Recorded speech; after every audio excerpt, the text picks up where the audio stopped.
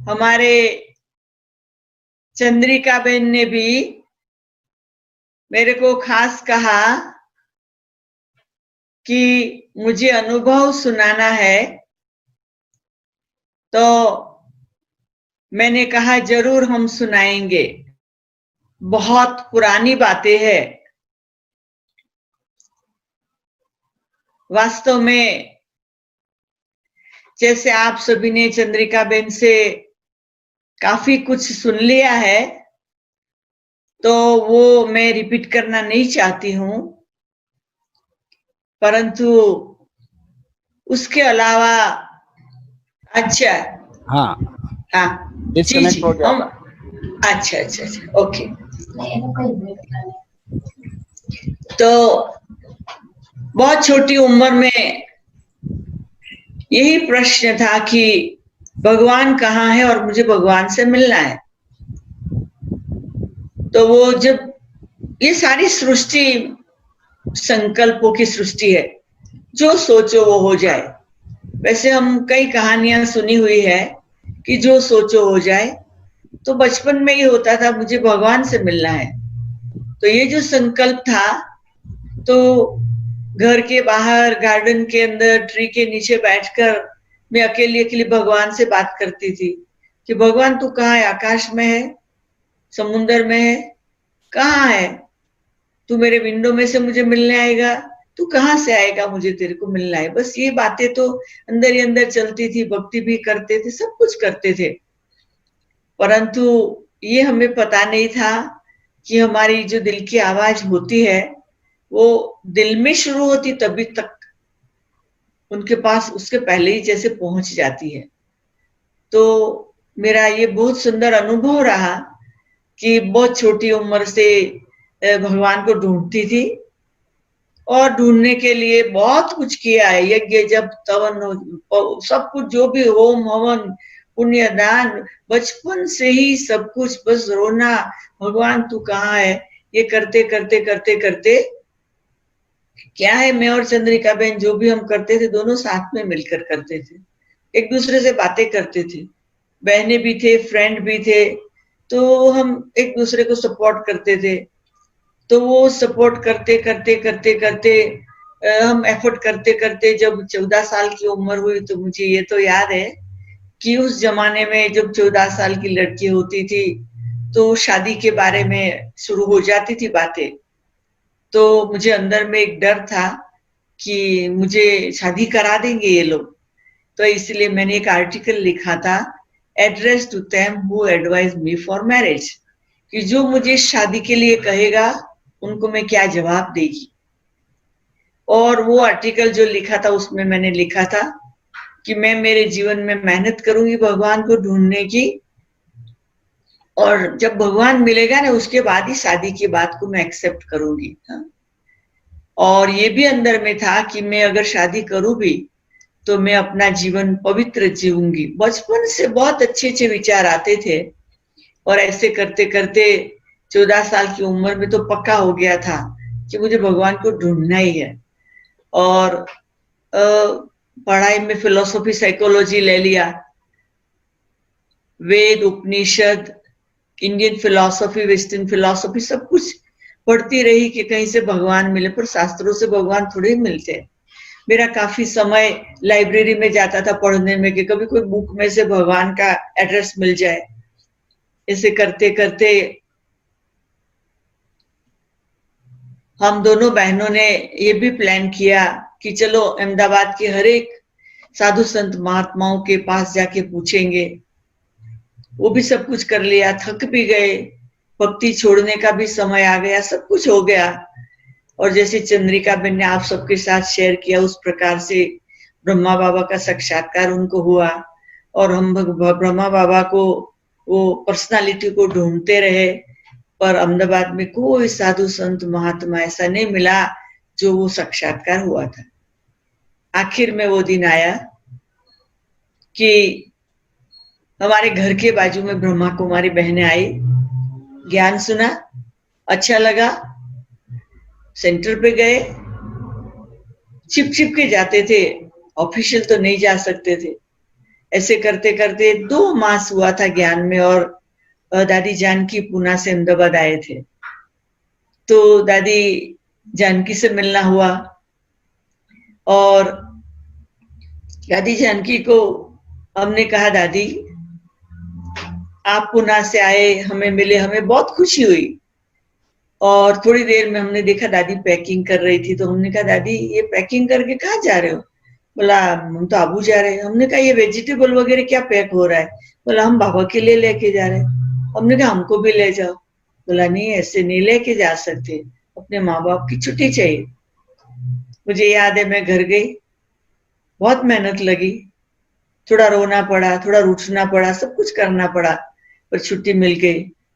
और मुझे याद है, मैं, मेरे माताजी, मेरे भाई और बहन, छोटे भाई और बहन, हम 4 को हमारे पिताजी ने छुट्टी दी। उनको डर लगा मैं अकेले जाऊंगी तो शायद वापस नहीं आऊंगी, सन्यासी बन जाऊंगी। तो हम चारों गए, और जब आबू रोड ट्रेन पहुंची, हम दादी जानकी के साथ गए थे, दूसरे और 4 लोग भी थे, मतलब हम टोटल 8 लोग थे। जब हम वहां पहुंचे तो हमें याद है, भूरी दादी आए थे हमको आबू रोड से, फिर हम लोग बस में ऊपर गए, फिर वहां बस स्टैंड पे बस से उतर गए। फिर हम बैग बैगेज लेके चल के, ऐसे जो हमारा मधुबन है पीछे से जो अंदर आते हैं उस ढंग से हम लोग अंदर आए, और हमें रूम मिला। और रूम में सेट होने के बाद तैयार होके दादी जानकी हमको बाबा के रूम में ले गए। आप यहाँ स्क्रीन पे देखते होंगे कि मैं 20 साल की थी उस समय का ब्रह्मा बाबा के साथ मेरा फोटो है। जब मैं पहली बार गई तो वो 20 साल की उम्र का। तो 20 साल की उम्र में मेरे को बाबा से मिलने को मिला। जब बाबा को रूम में मिल रहे थे तो दादी जानकी ने कहा कि ये लोग आए हैं, सबका परिचय देते समय जब मेरा टर्न आया तो बोला, ये भगवान को ढूंढ रही है। और मैं भी अपनी डायरी में 100 प्रश्न लेके गई थी बाबा को पूछने के लिए। जब बाबा ने सबको दृष्टि देते मुझे दृष्टि दी, तो दृष्टि देने के साथ पूछा कि बच्ची भगवान मिल गया?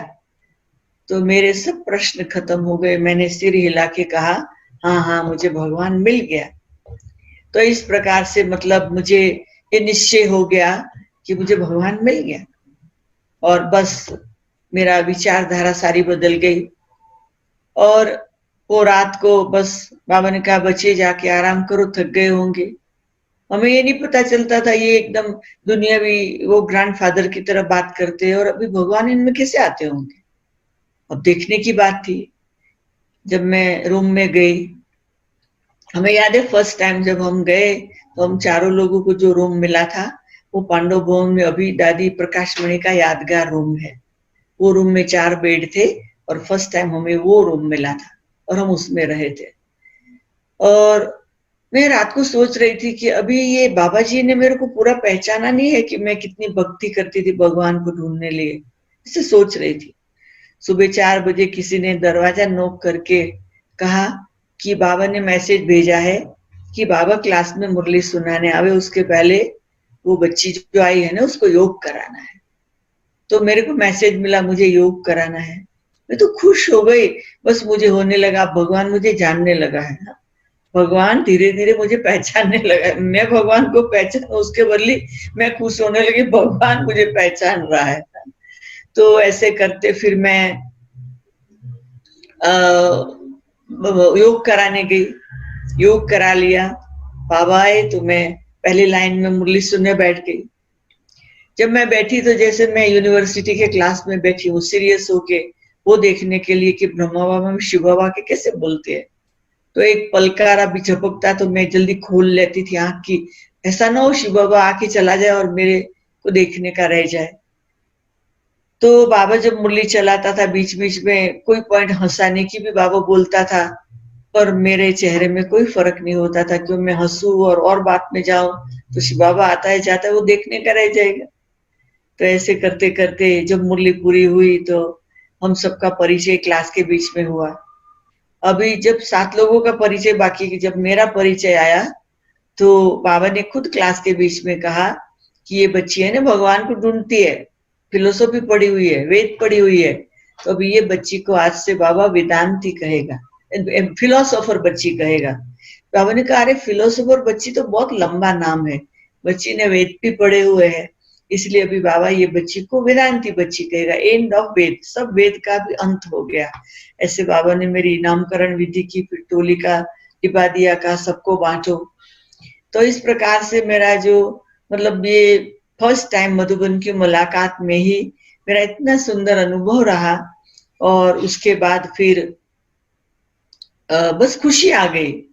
और फिर उसी दिन 10 बजे फिर हमको किसी ने मैसेज भेज के बाबा हट में बैठे थे वहां बुलाया, और हट में बुला के मैं सोचने लगी क्या बात है। जब मैं वहां पहुंची तो बाबा ने वो टेलर को बुलाया और मेरा माप लेके टेलर को बोला 2 पैर कपड़े इनके बना के इनको गिफ्ट देना है, जल्दी बना के ले आना। अब मैंने सोचा ये कपड़े तो मुझे पसंद नहीं है, ब्रह्मा कुमारी ड्रेस मुझे बिल्कुल पसंद नहीं था, ब्रह्मा कुमारी के साथ चलने का मुझे पसंद नहीं था, बाकी ज्ञान अच्छा लगता था। अब क्या है कि अभी ड्रेस मिलेगा, मैं तो जल्दी भाग गई, फिर 2 घंटे बाद बुलाया और ड्रेस दिया। अब मैंने सोचा ये ड्रेस ले जाके बैग में डाल दूंगी, बस मैं कभी नहीं पहनूंगी। अब क्या है कि जो हम सोचते थे ना बाबा को पता चल जाता। तो बाबा ने कहा बच्ची ये ड्रेस लेके जाओ, रूम में जाओ, पहन के आओ और बाबा को दिखाओ। मैं रूम में जाके रोने लगी, क्योंकि मुझे साड़ी पहनना नहीं आता था, 20 साल की हो गई तो भी कभी साड़ी नहीं पहनना था, तो मुझे नहीं आता था। तो मेरी मदर को मैंने कहा मुझे सिखाओ। अब उनको ऐसे पहनना नहीं आता था, तो मम्मा की तरह वो गुजराती साड़ी पहना दी। अब धीरे धीरे पकड़ के चल के अपने रूम से बाबा की हट तक पहुंची। मैंने देखा 10 लोग बैठे हैं बाबा के सामने, मैंने एक कोने में जाके बैठ गई। बाबा ने कहा बच्ची खड़ी हो जाओ, अब सबके बीच में खड़ा किया। तो मुझे इतना शर्म आ रहा था कि मैंने सोचा था ये कपड़े अभी अभी मैं रूम में जाके निकालने वाली हूँ। तो बाबा ने कहा अरे बच्ची ये ड्रेस तो तुमको इतना अच्छा लगता, तू तो मम्मा जैसी लगती है। अब उस समय में यंग एज में इतना रिस्पेक्ट भी नहीं होता है, वो पता भी नहीं चलता है कैसे आंसर करने का। तो मैंने कहा ठीक है ठीक है, तो ऐसे करके मैं तो भाग गई ना। और बस जब भाग रही थी ना तो बाबा ने फिर बुलाया। बाबा ने कहा अरे बच्ची याद रखो यही ड्रेस पहन के अहमदाबाद जाना है। आप सोचिए, अब मेरे माँ बाप मेहनत से तो थोड़ा छुट्टी मिली, माँ तो साथ में, वो साड़ी देखेगी, वो साड़ी पहन के अहमदाबाद जाएगी, मेरे पिताजी क्या सोचेंगे। परंतु जब बाबा ने कहा तो वो हिम्मत रख के हम, मेरी मदर के साथ मेरे भाई बहन और जो भी थे, हम सब जब अहमदाबाद पहुंचे तो जल्दी जल्दी घर में जाके वो कपड़े निकाल के बैग में रख दिए। तो बाबा इस प्रकार से नाम भी दे दिया, रिंग भी पहना दी, सब कुछ कर दिया, शॉल भी पहना दी, सब जैसे ब्रह्मा कुमारी बना दिया। अब अहमदाबाद में रहते थे, पिताजी रेलवे स्टेशन मास्टर थे, जब मन करे सैटरडे बैठ जाओ ट्रेन में, सैटरडे रात रह के संडे रात को चढ़ के मंडे को आ जाओ, बस कोई बड़ी बात तो नहीं है। तो फटाफट चले जाते थे, टिकट तो लेना नहीं है, अपने बाप की गाड़ी, चले जाओ ट्रेन में। तो इस प्रकार से हम तो गड़गड़ी जाते थे। उस समय पार्टी की बात, परमिशन की बात, फॉर्म भरने की बात, ईमेल करने की बात, ये तो कुछ था ही नहीं था, बहुत सिंपल था। तो हम लोग चांस लेकर ऐसे मधुबन का बहुत सुख लेते थे। बाबा को घड़ी घड़ी मिलते थे, अलग अलग टाइम पे बाबा अलग अलग रीति से हमको बहलाता था, अलग अलग रीति से नशा चढ़ाता था। तो एक बारी मतलब मेरी मदर तो बेचारी इतनी भोली, तो मेरी मदर ने मतलब बाबा को रिक्वेस्ट किया कि बाबा मेरी बच्ची है ना, वो सब कुछ मानती है पर शादी करने का नहीं मानती है, आप उसको ब्लेसिंग करो कि उसको अच्छा लड़का मिल जाए। अब आप सोचिए, तो बाबा ने कहा अरे ये बच्ची कभी शादी नहीं करेगी, ये गुजरात का और विश्व का कल्याण करेगी, और तुम अपने भक्ति मार्ग में पतित पावन सीताराम सीताराम करते हो, और अभी तुम इसको पतित बनाना क्यों चाहती हो। तो ऐसे करते मेरी माँ को बोल दिया, तो बाबा ने ये कंफर्म कर दिया कि ये शादी नहीं करेगी। तो इस प्रकार से धीरे धीरे बाबा हर बात में करते थे। एक बारी हम मधुबन में थे तो मुझे ऐसे ही विचार आया कि कभी बाबा के साथ फोटो निकल जाए तो कितना। अभी आप यहाँ स्क्रीन पे फोटो देखते भी हो, मेरे बाजू में यहाँ ये है बाबा के साथ, देख सकते हो ना, ये बाबा के साथ मेरा फोटो है। हाँ। तो वो 20 साल की उम्र में, तो बस सोच चला था बोलती तो कुछ नहीं थी, पर सोच उतने में बाबा ने किसी को मैसेज दे के बुलाया और वो कैमरा लेके आया। फिर उसको बोलते अरे ये बच्ची का सोच है ना बाबा के साथ फोटो निकालने का, तो निकाल दो। अब फोटो निकल गया। उस जमाने में तो वो फटाफट वो कैमरे में वो डाला और निकला और दे दिया। ऐसे एक कैमरा था तो मुझे हाथ में दे दिया। बाबा ने कहा फोटो तो देते हैं, परंतु बाबा मतलब तुम्हारे साथ जो दिखाई पड़ता उसको याद नहीं करना है, और जो नहीं दिखाई पड़ते ना उसको, या शिव बाबा, ये शिव बाबा जो है ना, शिव बाबा को याद करो, ब्रह्मा बाबा को याद नहीं करो। ऐसे मतलब बाबा ने मुझे ये गाइडेंस दे दिया। तो इस प्रकार से छोटी छोटी बात में बाबा बहुत अच्छी तरह से इशारा देके, प्यार करके और बहुत पुचकार देके बल भरते जाते थे। तो बल इतना आ गया कि बस मुझे हुआ कि अभी मुझे यही सेवा करनी है। तो अभी घर में रह के मैं क्या करती थी, घर में रह के मैं वो मेरे पिताजी का फोटो जिंदा है घर में, पर रूम में एक कोने में रख के योगदान देती थी कि मैं मेरे पिताजी को योगदान दूं तो मेरा पिताजी मान जाए, हाँ, और मुझे छुट्टी दे दे। तो ऐसे मेरे पिताजी से छुट्टी लेने के लिए भी मैंने मेहनत की, और मेहनत करके 6 मास के अंदर मुझे छुट्टी मिल गई। और छुट्टी के मतलब छुट्टी भी कैसे मिली, बहुत मेहनत से एक मास की चिट्ठी पर मैं सरेंडर हुई, और अभी 55 ईयर हो गए। 1 मास की ये यज्ञ में जो मेरा पिताजी का 1 मास का लेटर है, और अभी 55 ईयर हो गए। कहने का मतलब कि मेरे पिताजी भी मेरे जीवन की खुशी, मेरा परिवर्तन देख के वो खुश हो गए, कुछ नहीं बोलते थे। और उसके बाद फिर चंद्रिका बहन भी अपनी पढ़ाई करके, फिर उसके बाद मेरी तीसरी बहन गीता बहन थी, तो उसको भी उमंग आ गया, वो भी इसमें आ गई थी। परंतु वो कुछ सालों के बाद जॉन्डिस हुआ तो ऑफ हो गई। और उसके बाद फिर चौथी बहन इंदु बहन, तो वो भी सरेंडर हुई। तो हम 3 बहन तो है, 2 बहनें तो अहमदाबाद में है, चंद्रिका बहन, इंदु बहन और मैं यहाँ हूँ। तो हम मतलब चारों बहनें बाबा में सरेंडर हो गई, और 4 जो भाई थे वो चारों ने शादी किया। तो 4 बहनें सरेंडर और 4 भाइयों ने शादी की। तो एक बार मेरे पिताजी को कोई संबंधी ने कहा कि क्या ये बात है, आपकी सब लड़कियों को आप सफेद कपड़े पहनाते जा रहे हो, क्या आपके पास पैसे नहीं है बच्चियों की शादी कराने के लिए? तो मेरे पिताजी ने कहा सबने शादी की है। तो कहा हमको तो कभी बुलाया नहीं। बोला नहीं, सभी मेरी बेटियों ने भगवान से शादी की है, और भगवान मेरा जमाई है। हाँ, तो इस प्रकार से मेरे पिताजी को भी इतना फिर नशा था कि भगवान उसका जमाई है, और हम चारों ने भगवान से शादी की है। तो इस प्रकार से मतलब मैं बहुत अपने तकदीर की सराहना करती हूँ कि एक ही परिवार में 4 ब्रह्मा कुमारियों का जन्म हो जाए, ये भी कोई कम बात नहीं है। और चारों भाई भी ज्ञान में चले, कनेक्शन में रहे, परिवार वाले कनेक्शन में, वो तो सब है, मतलब सारा परिवार ही ज्ञान में चल पड़ा। परंतु मुझे याद आता है कि बाबा आबू में बैठे दादी जानकी को या मोहिनी बहन को या उन सबको कहता था कि जाओ यहाँ से, अहमदाबाद में जाओ, होटल में रहो, जहां भी रहो, परंतु जाके वहां पर कुछ ढूंढो, कुछ मेरे बच्चे मुझे ढूंढ रहे, वहां जाके सेंटर खोलो और वो मेरे बच्चे ढूंढो। तो देखो कि हमें ये पक्का हो गया कि हम जब कहाँ भी दुनिया में किसी कोने में बैठ के भगवान के बारे में कुछ भी सोचते हैं, उनको सब पता चलता है। तो हम इस प्रकार से बहुत निश्चय में है कि किस प्रकार से बाबा ने आबू से अहमदाबाद हम लोगों के लिए सेंटर खोला। और उस समय गुजरात में, इंडिया में भी इतने सेंटर हैं, तो गुजरात में तो वही था। और फिर मतलब गुजरात में पहले ही मैं सरेंडर कुमारी रही। तो मुझे हमेशा देखो, वैसे ब्रह्मा बाबा ने शरीर छोड़ा 1969 में, तो मैं आई 65 में और मैं सरेंडर हुई। तो 65 में मैं सरेंडर हुई, 69 तक कोई जल्दी ऐसे ब्रह्मा कुमारियां उन दिनों में सरेंडर होते नहीं थे। तो वो मतलब बाबा ने शरीर छोड़ा तब तक मतलब लास्ट ब्रह्मा कुमारी मैं थी। तो मुझे हमेशा नशा रहता है कि साकार ब्रह्मा बाबा के समय की मैं सरेंडर ब्रह्मा कुमारी, तो मुझे बाप का नाम बाला करना है। तो हमेशा मुझे ये रहता है कि बाबा जो है ना, वो बाबा ने जो भी किया वो मुझे करना है, सिंपल लिविंग, हाई थिंकिंग, और बेहद की सेवा करनी है। तो इस प्रकार से मुझे इस मतलब नशा रहता है। फिर मुझे याद है कि बाबा ने शरीर छोड़ा, उसके बाद वो कुमारियों की ट्रेनिंग रखी।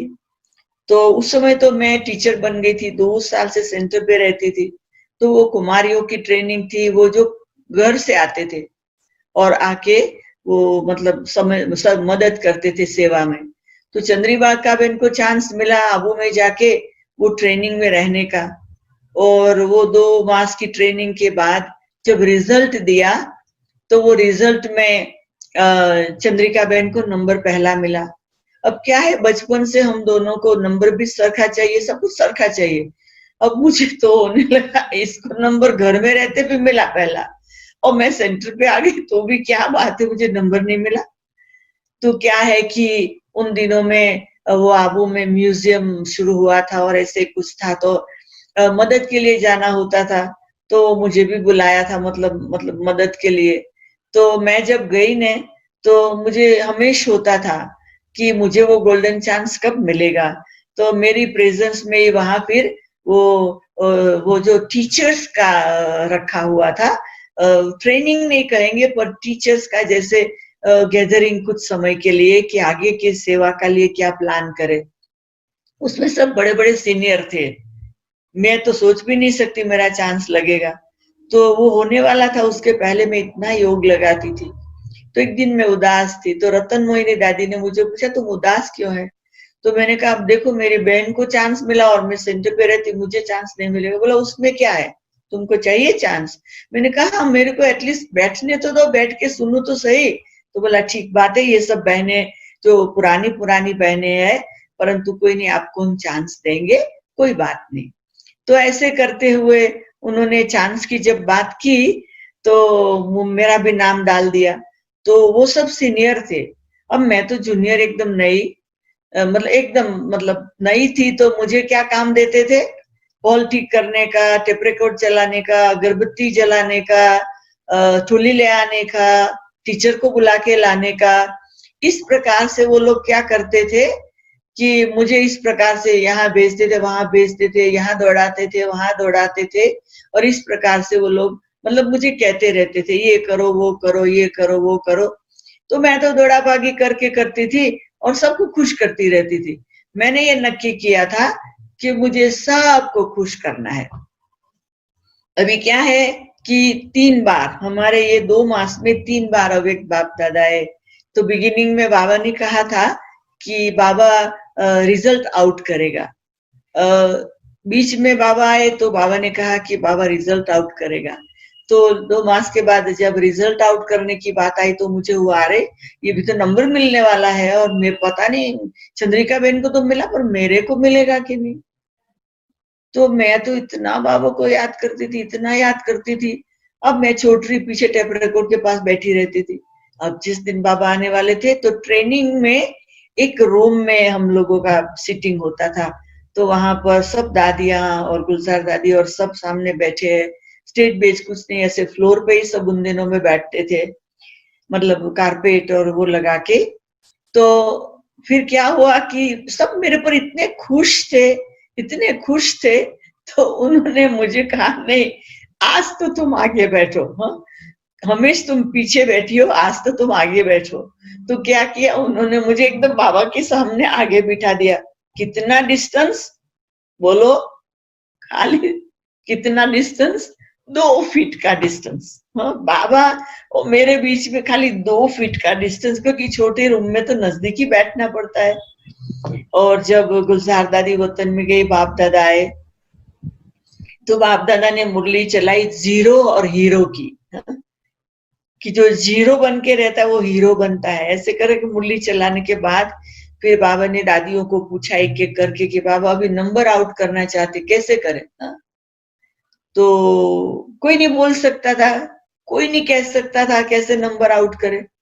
तो बाबा ने कहा कि देखो अब बाबा को नंबर तो देना है, पर आप बच्चे भी बोलो किस प्रकार से। तो कोई, तो बाबा ने कहा देखो ये सब बच्चे हैं ने, इनको 1-2 और क्लास कराने पड़ेंगे गुण गुण के, कि सभी के गुण ग्राही बने, सभी के गुणों को जाने, एक एक में क्या विशेषता है वो समझे। तो वो कराना है। ऐसे कहते हुए फिर बाबा ने कहा चलो कोई नहीं कह सकता है, चलो बाबा नंबर देता है। अब जब बाबा बोलते थे ना तो मैं सामने बैठी थी, पर लगता था मैं आइस फ्रीजिंग कोल्ड में हूं कि अभी क्या होगा। तो रिजल्ट आउट होने वाला है। ये भगवान की स्कूल में लौकिक स्टडी में मैं बचपन से सारी पूरी पढ़ाई तक नंबर 1 लिया है, कभी सेकंड नहीं लिया है। अभी ये स्कूल में क्या होगा, चंद्रिका बेन ने तो ले लिया, मेरा क्या होगा वो था। तो बाबा ने सबको दृष्टि देके, फिर दृष्टि घुमाते मेरे सामने दृष्टि देते, फिर दादियों को देखने लगे और दादियों को ऐसे वैसे देख के कहा अब बाबा नंबर आउट करता है। ऐसे करते हुए बाबा ने कहा बाबा वेदांती बच्ची को नंबर 1 देता है। जब बाबा ने ये बोला तो बस मैं तो ऐसी हो गई कि न हंस सकूं न कुछ एक्सप्रेशन कर सकूं कि ये कौन बोल रहा है, ये रियल है, ये रियल वर्ल्ड में मैं हूं कि ये ट्रांस में मैं कहाँ हूं। तो इस प्रकार से जब बाबा ने नंबर दिया ने तो बस मुझे हुआ अरे भगवान को मेरे संकल्प का पता भी चल गया। और फिर बाबा ने कहा बाबा बच्ची को नंबर 1 क्यों देता है, क्योंकि बाबा सच्चाई और सफाई में ये बच्ची को नंबर 1 देता है। ऐसे करते हुए बाबा नंबर 1 दिया, फिर और किसी को नंबर 2 दिया, फिर और किसी को नंबर 3 दिया। तो बस उस दिन को वो दिन तो एकदम कमाल थी। सारे मधुबन में जहां भी घूमो ओहो सब कांग्रेचुलेशन कांग्रेचुलेशन कांग्रेचुलेशन। मुझे हुआ भगवान के घर में भगवान के मुख से नंबर मिला, अभी मुझे आगे कुछ नहीं चाहिए, यही मेरे लिए स्वर्ग है, यही मेरे लिए सब कुछ। अभी आगे मुझे कुछ चाहिए ही नहीं, जो मुझे चाहिए था सब मिल गया बस। और उसके बाद मैंने ये पक्का कर लिया कि मैं जो सोचती वो बाबा को पहुंचता है, मैं जो चाहती हूँ वो बाबा मुझे देता है। तो अभी मैं बाबा की लास्ट सरेंडर बच्ची हूँ। बाबा की प्रत्यक्षता का काम मुझे दिन रात करना है, अथक होके करना है, यंग रह के करना है, खुशी से करना है। और भक्ति में तो मैं भगवान से मांगती थी मुझे ये दो ये दो ये दो, और अभी तो मुझे है कि मुझे अभी भगवान की जरूरत नहीं, मेरी भगवान को जरूरत है। बस मुझे ये नशा चढ़ गया कि भगवान को मेरी जरूरत है। दिन रात मुझे एकदम भगवान के बाजू में खड़ा रहना चाहिए। अब आप सोचिए, योग की बात रहती, मुझे याद है एक बार, क्योंकि मुरली में आता है ना चार्ट लिखो चार्ट, तो एक बार मैं चार्ट की बुक बनाना शुरू किया। जब साकार बाबा था ना तो साकार बाबा को जाके मेरी बुक बताई, ये मेरा याद का चार्ट है। तो बाबा लंबे समय तक मेरे को दृष्टि देते रहे और दृष्टि देके कहा बच्ची बाबा एक प्रश्न पूछे। मैंने कहा बाबा पूछो। बाबा ने कहा बच्ची कोई सजनी लिखती है अपने साजन को कितना याद किया। तो मैं तो शॉक हो गई। तो तुम बाबा की सजनी हो तो सजनी साजन को कभी भूलती ही नहीं है, तो घंटे की बात थोड़ी होती है। बस मेरे को ये पक्का हो गया कि मुझे चार्ट से प्यार नहीं करना है, टाइम से प्यार करना नहीं है, घड़ी को देख के प्यार करना नहीं है, व्यक्तियों को देख के या सिचुएशन को देख के या प्रॉब्लम को देख के, ये सब बात को देख के, ये सब सिचुएशन के आधार से मेरा भगवान से कनेक्शन जुटे टूटे जुटे टूटे जुटे टूटे नहीं। मुझे भगवान मेरा साजन है और साजन को कितना याद किया वो सजनी कभी हिसाब नहीं रखती, वो क्या हो गया। अब मैं उनको भूल नहीं सकती। एक बार मुझे याद है किसी ने मुझे पूछा कि आप सारे दिन में भगवान को कितना याद करते हो। तो मैं कहती क्या है, मैं छोटी थी ना तो भगत बन के भगवान को ढूंढती थी और रोती रहती थी और बहुत याद करती थी बिना जाने। उसके बाद ज्ञान मिला, तो ज्ञान मिलने के बाद भगवान को जान लिया और मैं थोड़ा थोड़ा याद करके घंटे पढ़ाती थी। अब मैं योगी बन गई ना, तो योगी बनने के बाद वो मुझे याद करता है। क्यों? उनको मेरी जरूरत है, उनकी विश्व सेवा है, उसके लिए उनको मेरी जरूरत है, वो मुझे याद करता है। मैं उनका काम करती हूँ, मुझे याद करता है। तो मतलब ये अंदर में कॉन्फिडेंस आ गया, मुझे उनकी सेवा करते रहना है, कभी अकेला नहीं करना है, मुझे उनकी सेवा उनके साथ रहकर करना। ये सब प्रकार के बाबा के साथ के वैरायटी अनुभव में फिर मैं अहमदाबाद के सेंटर पे जब सरेंडर हुई तो दादी जानकी ने फिर, क्योंकि दमयंती दीदी वहां थे, वनीता दीदी वहां थे, वो जूनागढ़ वाले, और फिर सरला दीदी को भी बॉम्बे से भेज दिया कि ये सब नई नई कुमारी आ रही है तो आप जाओ और इन्हों को ट्रेनिंग दो। तो इस प्रकार से सरला दीदी भी आ गए और मैं सरला दीदी के पास रही, फिर आजू बाजू सेवा भी करती थी, गुजरात के कई स्थानों पर जाती थी। और मुझे बड़ौदा बहुत याद है, आप लोग को खास बड़ौदा की बात बतानी है। अभी शुरू शुरू में मैं आई, थोड़ा मास हुआ था, तो सरला दीदी ने कहा अच्छा बड़ौदा से आमंत्रण है ने, तो मैं बड़ौदा जाती हूँ और ये स्टूडेंट जो 10 स्टूडेंट तब निकले थे, ये सब स्टूडेंट को ले जाती हूँ और तुम सेंटर संभालो, एक माता तुम्हारे साथ रात को सोने आएगी।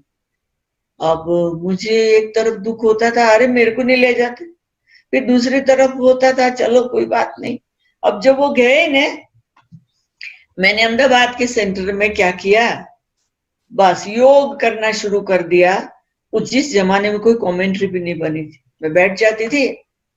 अच्छा, तो ये लोग तो अभी बाबा कार में जा रहे हैं, इतने घंटे लगेंगे, फिर कहीं रहेंगे, फिर हॉल से जाएंगे, 3 दिन लग जाएगा।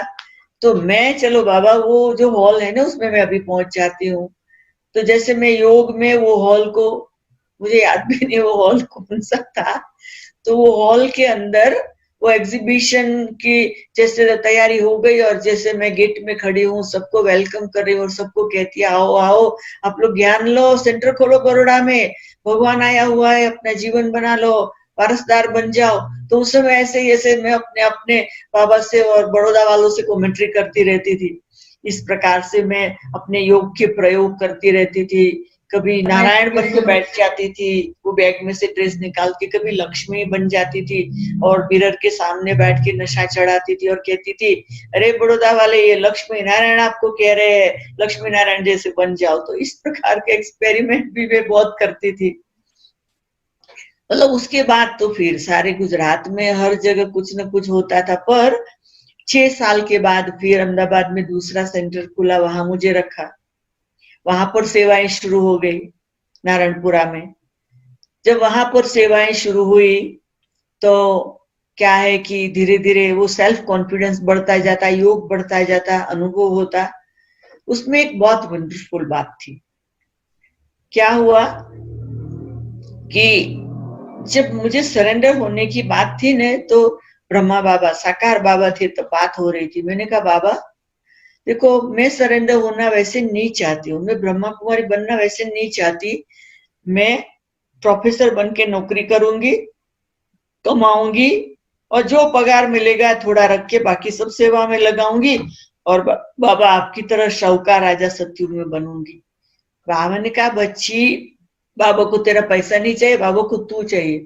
मैंने कहा बाबा आप शाहूकार राजा बनते और मुझे गरीब राजा बनाना चाहते हो।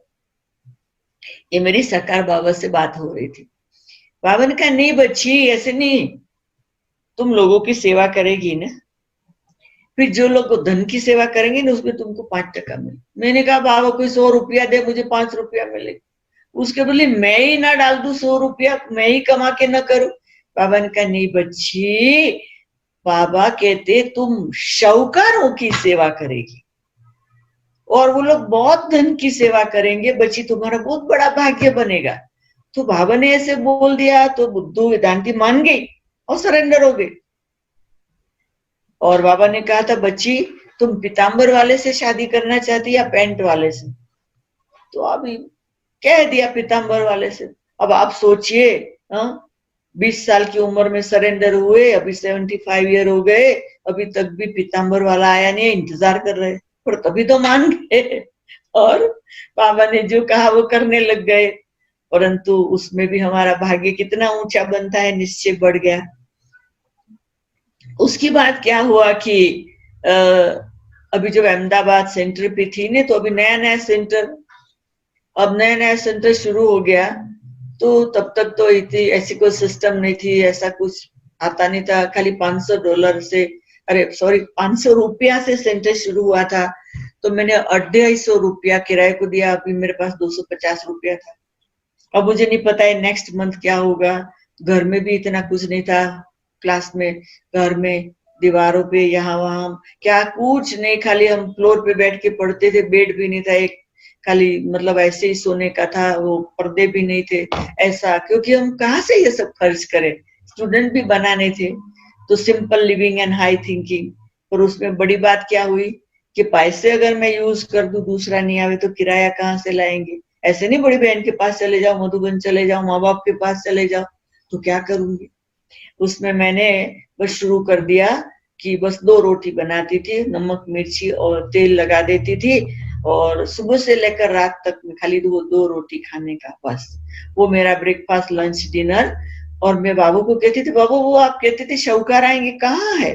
अब 1 वीक चला गया तो धीरज कम हो जाती, दिल में होता है घर जाके माँ बाप के पास दाल भात खा के परंतु होता था गई तो गई, फिर तो वो अट्रैक्शन होता था, फिर कहती थी नहीं नहीं जाना है, नहीं तो तुम्हारा हाथ से ये चला जाएगा।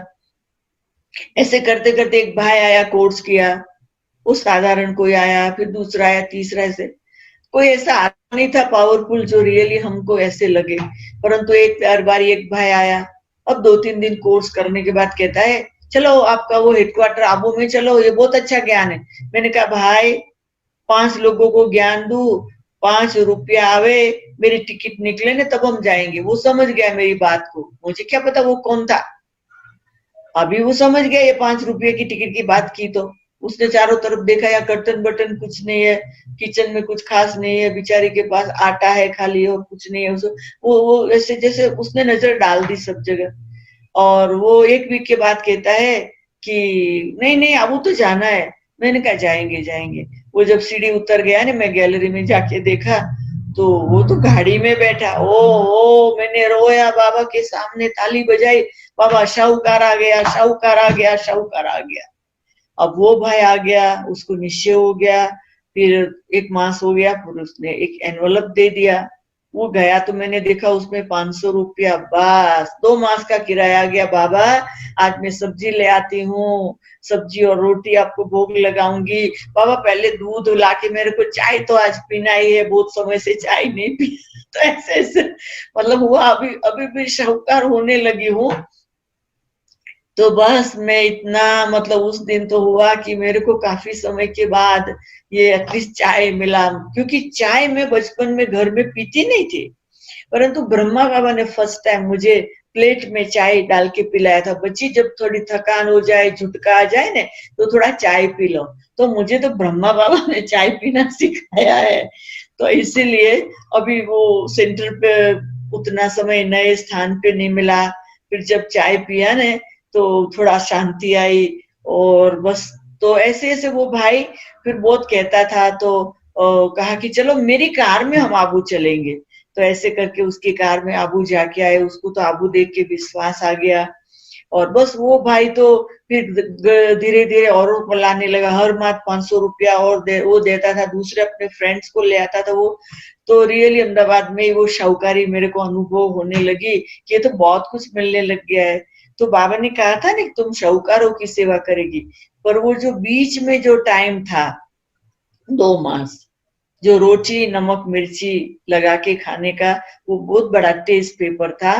और वो टेस्ट पेपर पास करने में वो बाबा चेक भी करता था, हमारी स्टेज प्यार भी चेक करता था, पावरफुल भी बनाता था। और ऐसे करते करते फिर धीरे धीरे समय जाता गया, कुछ साल हो गए। उसके बाद फिर हमारी बहन चंद्रिका बहन जो बॉम्बे में थी ना, तो उसको बॉम्बे से अहमदाबाद ट्रांसफर किया और मुझे बॉम्बे ट्रांसफर किया। और वो वहां 2 दादी और 6 बहनों के नीचे 7वां नंबर थी। वो यहाँ इंचार्ज बन गई नारायणपुरा सेंटर, और मैं वो सबके नीचे 7वां नंबर चली गई, अंदर इंचार्ज चली गई। वो तो कोई बात नहीं, बहन के लिए त्याग करना पड़े, क्योंकि वो वहां बीमार बहुत हो जाती थी, कान में प्रॉब्लम, तो उसके लिए हमने त्याग कर दिया। तो वो हमारी सीट पे आ गई, हम वहां चले गए। अब जब बॉम्बे में गई तो सच्ची बताऊं 6 मास मुझे बिल्कुल अच्छा नहीं लगता था। कोलाबा सेंटर समुन्दर के नजदीक, मछलियों की स्मेल आती थी। और दूसरा क्या कि वहां पर मेरा काम क्या था, घर चाटकने का और झाड़ू लगाने का। और गुजराती थी ने तो 10 लोगों की रोज रोटी बेलने का, 10 लोगों की रोज मुझे गुजराती रोटी बेलने का, मतलब इस प्रकार की सेवाएं थी। और दादी जो पुष्प शांता थी, उनकी सारी पोस्ट को देखना, उनको मदद करना, तो इस प्रकार से वहां थी। तो मुझे एक दिन विचार आया कि अभी मैं तो घर की 4 वॉल से निकल गई, ये यज्ञ में आई तो भी 4 ही वॉल में बैठी रहती, ये विश्व की सेवा होती है क्या? तो मैंने एक दिन दादी को बोला, पुष्प शांता दादी को, मुझे एक मैप वर्ल्ड का चाहिए। उन्होंने मंगा के दिया, तो मैंने रख दिया अपने, क्योंकि रूम जैसा था ही नहीं अभी। वो इतने 10 लोग हम वहां रहते हो, और वो कहा, वो 2 रूम के फ्लैट में, तो हॉल में हम सब सोते थे, छोटी छोटी सब बहनें। तो मैंने वो बस मेरे पास रख दिया था, और फिर रात को एक जब बाजू के सब सो जाते, रख के सारे वर्ल्ड के एक एक कंट्री को रोज दृष्टि देती रही। ऐसा करते करते एक बार देखा कि दादी जानकी फॉरेन जा रही थी, बॉम्बे के सेंटर से विदाई लेके। मैंने कहा, दादी आप जाती हो फॉरेन, अब मेरा क्या पार्ट है? तब दादी ने कहा कि जो पैदल होता है ना, वो दीवार देख के खड़ा हो जाता है, जो घोड़ेसवार होता है ना, वो दीवार देख के जंप लगाता, हाथी होता है ना, हाथी पर सवारी, वो तो दीवार को तोड़ देता। आप सोच लो क्या करना। मुझे पता चल गया कि मुझे ये लिमिटेशन तोड़ना है, और अब मनसा सेवा। फिर मैंने देखा 5 लोग फिर विदेश की टूर पे जा रहे हैं, जगदीश भाई और रमेश भाई, और ये सब जा रहे हैं टूर पे, शील दादी और सब, तो रोजी बहन और एक 5वां मतलब था। तो अब मेरे को हुआ कि मैं, ये लोग तो उनके माँ बाप के पास, उन्हों के पास पैसे, अब मेरे माँ बाप के पास इतने पैसे नहीं जो मुझे फॉरेन भेजे। तो मेरा शिव बाबा को तो पैसा चाहिए नहीं फॉरेन भेजने के लिए, मुझे फॉरेन मन से जाना है। तो मैंने जो ये 2 साल तक विश्व के एक एक कंट्री को योगदान दिया, उसके बाद अचानक ड्रामानुसार कोलाबा सेंटर के डोर पे कोई ने नॉक करके, मैंने दरवाजा खोला, एक भाई आया, वो भाई ने हमसे बातें की, उसको हमने ज्ञान दिया, और वो कनेक्शन बनते बनते उन्होंने दादी को कहा कि ये बहन को अफ्रीका भेजो। तो वो जो राम भाई था, वो राम भाई ने फिर दादी को रिक्वेस्ट किया, और मेरा 1974 में अफ्रीका आने का हुआ। तो मनसा सेवा संकल्प ये सब कितना पावरफुल है। और उस प्रकार से फिर मेरा इंडिया में तो 10 साल की ही सेवा रही, और 1974 में तो मेरा अफ्रीका आने का हुआ। अब 1974 से अब 2020, इतने साल, इतने साल जो हो गए, इतने साल के अंदर, ऐसे ही कहे 45 ईयर के अंदर हमारा अफ्रीका का एक एक कोने में सेवा हो गई। और एक एक कोने में हम जो सेवा करते थे, तो कई प्रकार की बातें आती थी, कई प्रकार के टेस्ट पेपर आते थे, कभी वीजा नहीं मिलता था, कभी यहाँ रहने की परमिट नहीं मिलती थी, कभी यहाँ के लोगों के साथ थोड़ा देख के डर लगता था, इन लोगों के साथ हम कैसे एडजस्ट होके सेवा करें। फिर हमारी बातों को लोग जल्दी नहीं समझते थे। हमें याद है एक बारी एक शहर में जो वो हिंदू काउंसिल का चेयरमैन था, वो लोगों को कहता था कि ये सफेद कपड़े वाली बहनें आई है ना, वो पैसा इकट्ठा करने आई है ना? तो इस प्रकार से लोग बोलते हैं, तो अच्छा भी नहीं लगता है कि हम पैसा इकट्ठा करने थोड़े ही आए हैं। परंतु हमें याद है कि वो बातें धीरे धीरे बदल जाती थी। जो भाई ने ऐसे बोला था, तो वो भाई कभी हमको मिलना नहीं चाहता था। और अचानक क्या हुआ कि 15 दिन के बाद ही वो भाई की वाइफ एक्सीडेंट में मर गई। तो फिर भाषण के लिए हमें ही जाना हुआ उनके घर में, और आश्वासन उनको ही देना हुआ, और ज्ञान की कनेक्शन में उस दिन से उनको लाना हुआ। तो किस प्रकार से बाबा का ड्रामा अनुसार जो भी प्लान होता है जहाँ, तो हमने देखा कि ये जो हमको जो भाई ने बुलाया था, वो हमारी बहुत खातिरी करके एक एक देश में भेजता था, और कभी साथ में भी चलता था। परंतु क्या है कि वो बहुत करेजियस था, और वो बस हिम्मत करके टिकट लेके चढ़ा देता था प्लेन में। अब सामने देश में वीजा मिलना मुश्किल है, क्या है, वो नहीं सुनता था। तो एक बार उन्होंने हमको वो ज़ैम्बिया से टिकट लेके वाया नैरोबी वो लाइबेरिया भेजा। तो अभी लाइबेरिया वाला भाई जो था, वो अपना यज्ञ के कनेक्शन से थोड़ा था, तो वो भाई को बोला बहन को भेजते हैं। तो वो भाई ने बोला नहीं भेजो, वीजा मिलना ही मुश्किल है। बोला नहीं नहीं, उसको एयरपोर्ट पे टच करके वापस भले आने दो, परंतु वो आएगी। अब आप सोचिए, उन्होंने कहा जाओ और वास्को डी गामा की तरह आप जो भी बस सेवाएं करो, और कभी अफ्रीका के रण में आप मर जाएंगे ना, तो हम इंडिया से दूसरी ब्रह्मा कुमारी मंगा लेंगे। इस प्रकार से बोलता था, हिम्मत से कहते थे जाओ। तो वो बोलता था, हमें भी हिम्मत आ जाती थी।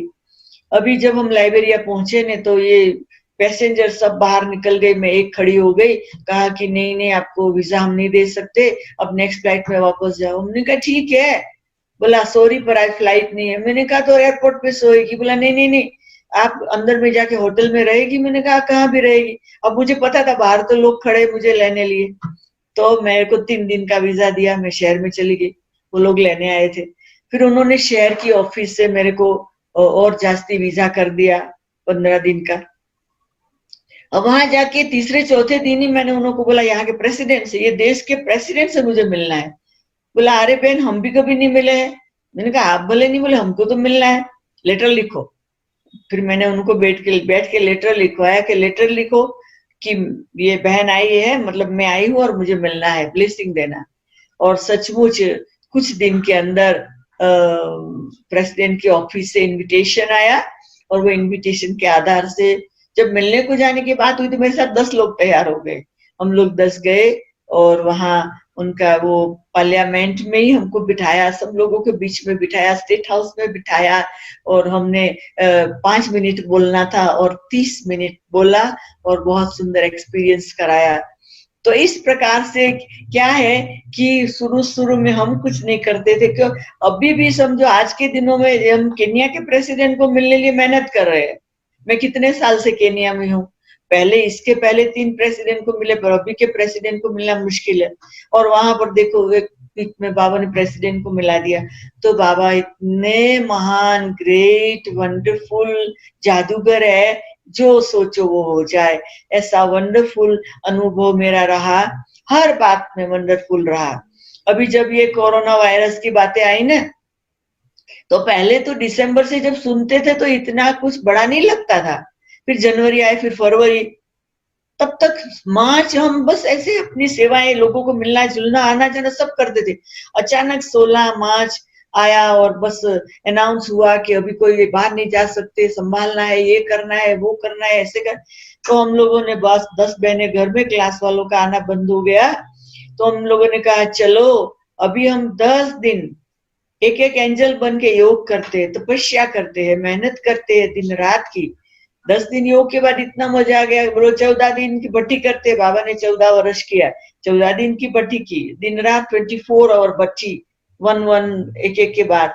वो इतना मजा आ गया। फिर 14 दिन 16 घंटे की भट्टी की, वो मजा गया। उसके बाद फिर 12 घंटे की भट्टियां अभी हमारी मतलब चल रही है। उसके बीच में सभी बहनें एक्सपेरिमेंट करते कि 3-3 दिन अपने आप को रूम में लॉक, खाना पीना चाय पानी सब रूम में, रूम से बाहर नहीं निकलने का, लॉक, अपने को क्वारंटाइन में डालो, और स्पिरिचुअल क्वारंटाइन में। तो ऐसे एक्सपेरिमेंट हम सब ने किए। और अभी भी एक बहन है हमारी, वो 4 दिन के लिए क्वारंटाइन में है, वो कल सुबह निकलने वाली है।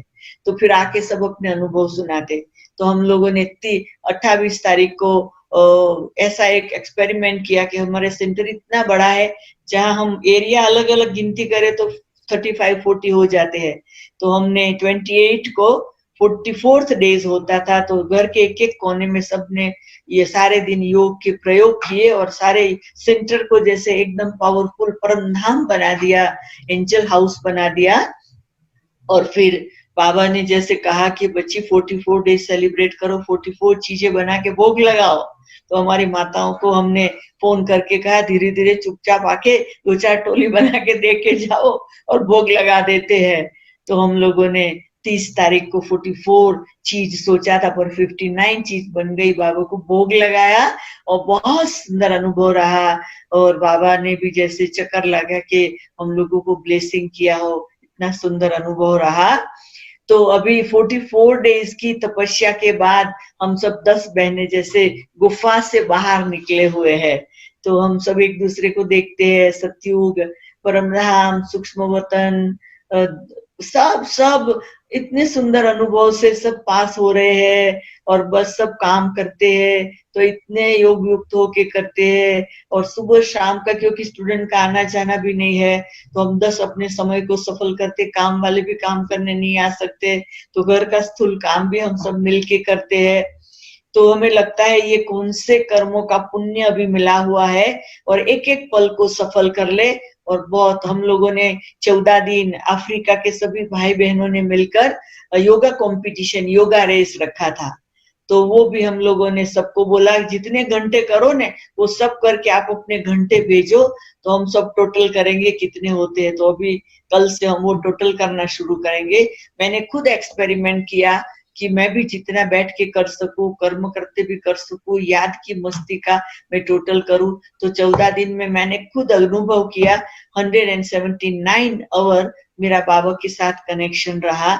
ऐसा बहुत सुंदर अनुभव रहा। और अब तक तो बाबा ने अफ्रीका में सेवा में बहुत मदद किया है। सफलता सफलता सफलता सारे अफ्रीका के 56 देश में मैसेज पहुंच गया है और हम लोग नए नए प्रोजेक्ट निकालते हैं। एक प्रोजेक्ट निकाला था राइट टू गॉड, अभी हमारा प्रोजेक्ट है पोज फॉर पीस, पीस के लिए स्टॉप होके। तो ऐसे नए नए, तो ये सब में बाबा बहुत सफलता दिलाता। और अभी हम सबको लॉकडाउन करके पोज फॉर पीस में डाला है, उसको हम अप्रिशिएट करते हैं। आप सबको भी अप्रिशिएट करते हैं कि आपने आज हमको बुलाया आपसे बातें करने के लिए, हमारा अनुभव सुनाने के लिए। आप सबको भी हम यही इंस्पिरेशन देते हैं कि आप लोग बहुत उड़ो और उड़ाओ, एक भी सेकंड वेस्ट नहीं जाने दो, हर एक सेकंड को बेस्ट बनाओ। और अभी व्यर्थ से तो निकल गए, वेस्ट से तो निकल गए, अभी बस पॉजिटिव और पावरफुल, पॉजिटिव और पावरफुल, पॉजिटिव और पावरफुल एंजल बन के रहे और बस खुश रहे, राजी रहे और उसी मस्ती में उड़ते रहे और उड़ाते रहे। यही अनुभव में चल रहे। अभी पता नहीं है ये लॉकडाउन कब खुलेगा, ये प्लेन कब चलने लगेगा, सब काम पे कब जाने लगेंगे, हमें कुछ पता नहीं है। ये टाइम हम फिर याद करेंगे कि ऐसा टाइम कभी मिलने वाला नहीं है। अभी का किया हुआ हमारा जो 14 साल में हमारे दादियों ने और दादाओं ने तपस्या की के करके इतनी सेवाएं की, अभी हमारी ये इतने थोड़े समय की तपस्या बाकी की रही हुई संगम की सेवा को पूरा करेंगे, ऐसा मेरे को अंदर से फीलिंग होता है। इसलिए मेरे भाइयों और बहनों, हर पल को बहुत बहुत बहुत सफल करो, सफल करो, सफल करो। Om Shanti, Om Shanti, Om Shanti. Thank you, thank you, thank you. Vedanti बहन जी, सतीश भाई का लिखा हुआ गाना, उसके शब्दों को थोड़ा तोड़ मोड़ के गाने का या मतलब कहने का दिल हो रहा है। तुम्हारे साथ का अनुभव बड़ा निराला है, तुम्हारे साथ का अनुभव बड़ा निराला है, संगम युग का संपूर्ण सुख दिलाने वाला है। आप बोलते हैं तो जैसे कि अमृत की धारा बह रही है। और आज मुझे थोड़ी सी शिकायत हो रही है कि 1 घंटे में 60 मिनट क्यों होते हैं। और मुझे अपने से एक शिकायत है कि मैंने आपको 1 घंटे का ही क्यों बोला है। 1 घंटे के 120 मिनट होने चाहिए थे और मुझे आपको 2 घंटे का समय देना चाहिए था। आपको ऐसे बांधना चाहिए था, क्योंकि ये 1 घंटा बहुत छोटा लगा। कैसी अविरत अमृत की धारा आपने बहाई। और सुनते सुनते आपको देख रहे थे तो दिखाई पड़ रहा था, वो पूरा चित्र आपके सामने आ रहा था। पूरा जो पार्ट आपने प्ले किया है वो सीन आपके सामने से, आपकी नजरों से जैसे हमें दिखाई पड़ रहे थे। तो बहुत बहुत बहुत आनंद आया। और मैं कहूँगा, क्योंकि ना मैं शायर हूँ ना मैं कवि हूँ, मुझे वो शब्द तो नहीं आते, बस यही कह सकता हूँ कि बहन जी बहुत बहुत बहुत आनंद आया। और किस नशे के साथ आप बातें रखते हो ना भाई और बहनों, आपने महसूस किया होगा कैसे बात कही कि भगवान को मेरी जरूरत है और भगवान की सेवा मुझे करनी है, जरूरत मेरी भगवान को है। ये शुद्ध ईश्वरीय नशा ऐसे बड़ों से हमारे पास होना चाहिए, हमें सीखना चाहिए। और कितनी हंसी हंसी में गंभीर बातें भी आपने कह दी, आंखों में पानी भी आया। सच कहता हूँ, आंखों में पानी भी आया। कैसे सब कुछ होते हुए भी त्याग की बात, लेकिन त्याग की बात सुनाते हुए भी उसमें मैंने त्याग किया है, वो त्याग का भाव नहीं था। क्योंकि बाबा की मुरली की जो बात है, त्याग का भी त्याग, और वो प्रैक्टिकल आपकी भाषा से समझ में आ रहा था कि सिर्फ सूखी रोटी खा के भी दिन निकाले, लेकिन वो लहर वो नहीं थी, खुशी की लहर थी कि कैसे उस पेपर को हमने पार किया। भाई और बहनों, ये सब बातें हमारी बुद्धि में रिवाइज हो, इसलिए मैं बोल रहा हूँ। तो ये सीखना है जो बड़े हमको सुनाते हैं, और ये सीखे और हम आगे बढ़े। और बहुत गहरी एक बात कह दी, ये मौका हमें फिर नहीं मिलने वाला है। संगम का ये सुहावना समय अब जा रहा है, तो पालो प्रभु का प्यार अगर है पाना। बहन जी, एक दो प्रश्न और करता हूँ, और एक बात का खुलासा आपको करना है। क्यों मैं आपको बहन जी करके बुला रहा हूँ, तो हमारे भाई बहनों को वो बताओ, फिर आगे बात। क्यों आपको? वो क्या है कि जो वैसे हर सेंटर पे अपनी बड़ी बहन को सब दीदी दीदी करके बुलाते हैं। तो यहाँ पर दादी जानकी जी आए हुए थे, और ऐसे ही किसी ने, मतलब मैं दादी से कुछ बात करी थी, कोई ने आके कहा दीदी 1 मिनट, तो तुरंत ही दादी जानकी ने कैच कर लिया, और क्लास में फिर दादी ने ये बात को क्लियर किया कि आज से वेदांती को कभी भी अफ्रीका में कोई दीदी नहीं बोलो, दुनिया में कहीं भी उसको बहन कह के बुलाओ, वो मेरी बहन है। तो दादी मेरे को हमेशा बहन करके बुलाती थी, और सबको ये पक्का कराती थी कि ये दीदी नहीं है, ये बहन है। तो इसीलिए मतलब मेरे को दादी ने वो बहन बहन बहन का चैप्टर पक्का करा दिया। देखो कितना वंडरफुल पार्ट है भाइयों और बहनों। तो अफ्रीका के कालों को मन से गोरा बनाने के लिए शिव बाबा ने आपको वहां भेजा हुआ है, और कैसी अविरत सेवाएं कर रहे हैं, बहुत हमें खुशी होती है। एक सवाल छोटा करता हूं, आपका संदेशी का पाठ कब से शुरू हुआ और कैसे शुरू हुआ? क्या है कि वैसे पहले भी मैंने आप सबको बताया कि कोई भी जीवन में हमको लौकिक में या अलौकिक में कुछ भी मिलता था तो दोनों बहनों को सरीखा मिलता था। अभी भी कोई भी बात होती, वो कोई प्रोजेक्ट करती है तो मैं कोई प्रोजेक्ट करती, मतलब सब। तो क्या हुआ कि एक बारी मधुबन में साकार बाबा थे, तबे मैं और चंद्रिका बहन आबू में थी, तो बाबा ने उसको इशारा करके स्टेज पे बुला के बाजू में बिठाया और कहा जाओ बाबा को भोग लगा के आओ। तो साकार बाबा ने उसको अपने सामने ट्रांस में भेज दिया, तो उसका ट्रांस का गिफ्ट दे दिया। तो उसके बाद मेरे को होता था, अरे इसको ये गिफ्ट मिला, ये कैसी गिफ्ट होगी और मेरे को क्यों नहीं मिला। तो ऐसे ही फिर उसमें तो जास्ती सोच नहीं सकती। एक बार मैंने चंद्रिका बहन को बोला कि आप बाबा को वतन में पूछना कि तुम्हें ये गिफ्ट मिला और मुझे क्यों नहीं मिला है। तो फिर उसने एक बार वतन में बाबा को पूछा, तब साकार बाबा तो नहीं थे, तो वतन में पूछा कि वेदांती बहन ये पूछती है, तो बाबा ने तराजू बताया, और तराजू के दोनों जो थे उसमें एक बाजू वो बैठी थी, दूसरी बाजू में, ऐसा वतन में दृश्य दिखाया, और दोनों एक लेवल में थे। बाबा ने कहा देखो बाबा के दिल में दोनों एक लेवल में है, बाबा को कोई फर्क नहीं, पर जिसको जब भी जो बात की जरूरत होती वो उसको तब मिलती है। तो तभी मैंने उस पर रिफ्लेक्ट किया कि चंद्रिका बहन ने जब ये गिफ्ट मिली ना, तभी सरेंडर नहीं हुई थी, घर में थी। तो ये ट्रांस के पार्ट ने उसको इंस्पायर किया सरेंडर होने के लिए, और मैं तो सरेंडर हो गई थी। तो मेरे को है ना, मैं बॉम्बे में थी, तो पुष्प शांता दादी वहां संदेशी, वो संदेश हर गुरुवार को लाती। फिर उनका मधुबन जाने का हुआ 2 मास के लिए। तो ऐसे उनकी बहन आत्म मोहिनी दादी ने मुझे कहा वेदांती भोग लगाओ, तो मैंने नॉर्मल 2 गीत बजे भोग लगा के बस उतर गई। तो फिर उसने कहा ट्रांस में क्यों नहीं गई, तो मैं तो ऐसे ही हंसी मजाक समझा। फिर दूसरे गुरुवार को बिठाया, फिर दूसरे गुरुवार को मैंने कहा मैं नहीं बैठने वाली हूँ, मेरी ऐसे आप इंसल्ट करते हो, मुझे ट्रांस में जाने का बोलते हो, ऐसे थोड़ी। बोला नहीं नहीं चलो अब बैठ जाओ। तो वो सामने बैठ के मुझे दृष्टि दे रही थी और मैं ट्रांस में चली गई। अब जब मैं ट्रांस में चली गई, तो ये तो पहला अनुभव था ट्रांस में गई, पर मुझे वो वापस आई ने, तो मेरे में बोलने का होश नहीं था, आंख खोलने का होश नहीं था, सबको देखने का होश नहीं था, इम्बैलेंस जैसे।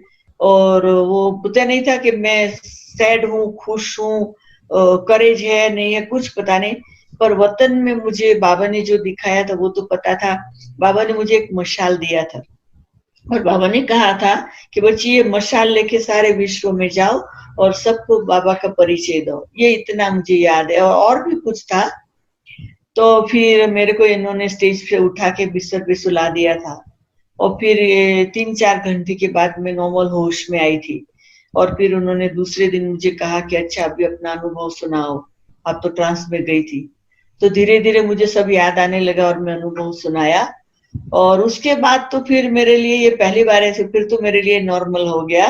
तो मतलब मैंने रियलाइज किया कि मेरा विदेश जाने का जो पार्ट शुरू होने वाला था ना, तभी मुझे ये ट्रांस का गिफ्ट मिला था। जी जी, बहुत अच्छा।